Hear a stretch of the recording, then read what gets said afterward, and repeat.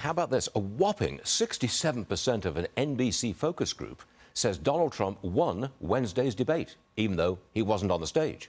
And look at this. This is Real Clear Politics polling. The average puts Trump nearly 50 points ahead of second-place Ron DeSantis. And Trump has, what, a 55-point lead against Vivek Ramaswamy, who just happens to join us now. Vivek, I don't see how you can even come in second place in this race. Are you betting it all on Iowa?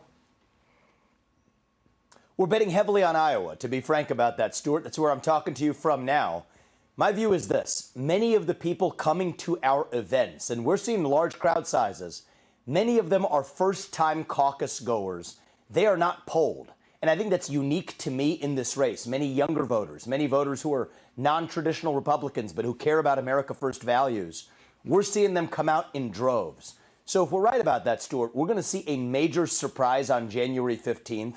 I expect we're going to shatter those expectations, and that's going to propel us forward in this race. Well, we've seen that happen in Iowa before. The polls often miss what's happening with the caucus. Understood. I think that's what we're going to do. But I can't remember anybody overcoming a 55-point deficit.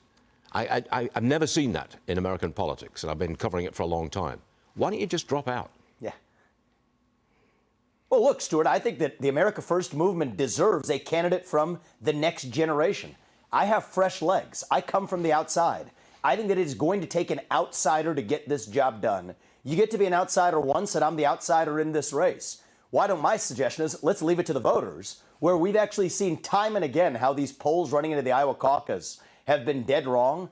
I love where we're sitting in terms of expectations. Iowa's initially a place that winnows down the field. I think in this particular case, we're going to shatter the media's expectations. And on January 16th, you and I are going to be having a very different conversation as many of those first-time non-traditional caucus goers come out for us, propel us forward in this race. And I remain confident I'm going to be the nominee and the next president. You're facing a lot of criticism lately. The CEO of Blackrock, Larry Fink, he's coming after you. He says you made false claims about him. Chris Christie called you a little bastard.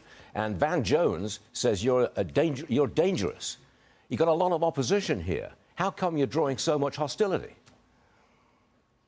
I think it's because when you speak the truth with conviction, it draws hostility from the likes of Larry Fink and Van Jones. The truth of the matter is Larry Fink has been abusing the money of American pensioners and retirees for years, voting for political policies in corporate America's boardrooms that most of Americans, including his own clients and retirees that he represents, do not agree with. And so that's a major failure he'd rather cover up with by playing political puppet master, now propping up, frankly, candidates in both parties that are hostile to the interests of most Americans.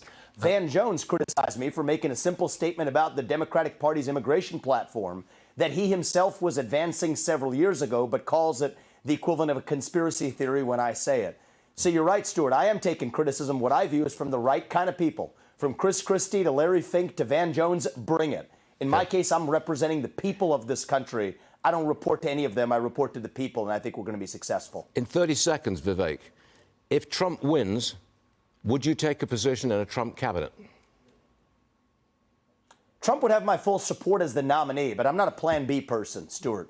I'm in this to win this race. I didn't get to where I am at the age of 38, building multi-billion-dollar businesses and having the success I have by being a Plan B person. I believe we're going to succeed in the mission. That's what I'm focused on. Vivek Ramaswamy, glad to see you. And I hope we do have an interesting conversation on January the 16th, right after the Iowa caucuses. I'll hold you to it. Vivek, thanks so much indeed. So, see you later. Thank you.